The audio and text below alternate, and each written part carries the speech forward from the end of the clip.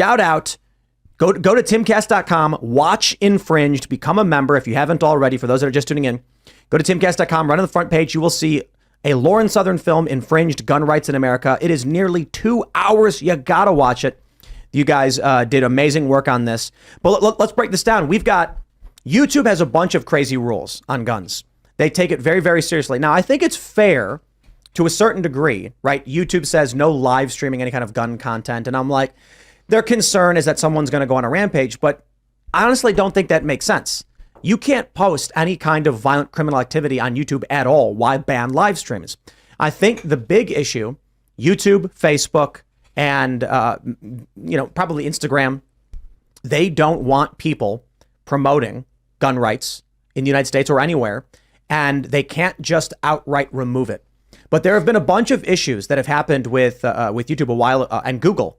I remember this is a really funny story. Back in 2018, YouTube banned guns from shopping, and they were so stupid they banned Gundam Wing. Do you guys know what Gundam is? Oh, I know Gundam. Gundam is an anime.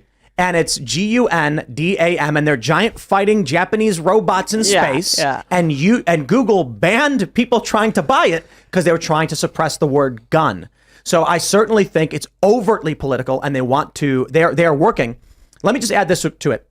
When we learned a while ago, but now with confirmation from the GOP, that the government is colluding with Stanford University and big tech organizations to silence and suppress the rights of individuals, absolutely YouTube and Facebook are taking a political stance to suppress our rights, first and second. What I don't get is I feel like I see these videos on YouTube of like a dude walking into a shop, and then the shop pulls out his weapon and fires at the guy, and like they're all on YouTube. What do you mean, like a movie? Videos? What's that? Like a movie? No, like security camera footage of a guy coming in to rob a store. Are you sure? Because I'll see like people that's on doing X.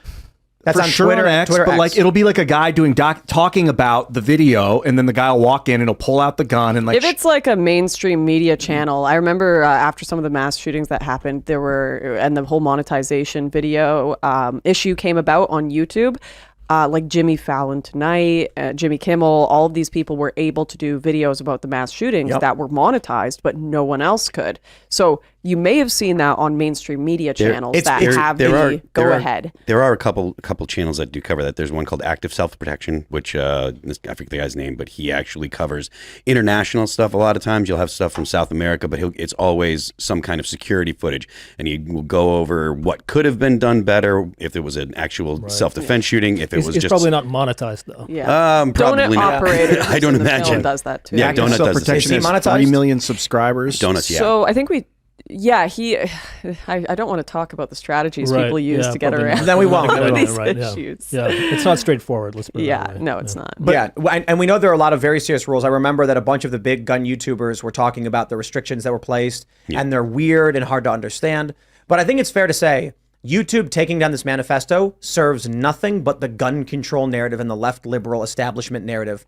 If it comes out, it's not just about guns. Don't get me wrong. Yeah, it's also about critical race theory, diversity, equity, inclusion. It's like, the extremist ideology of the left is resulting in extremists taking action as a component. There's more to this story. We haven't gotten the full release here.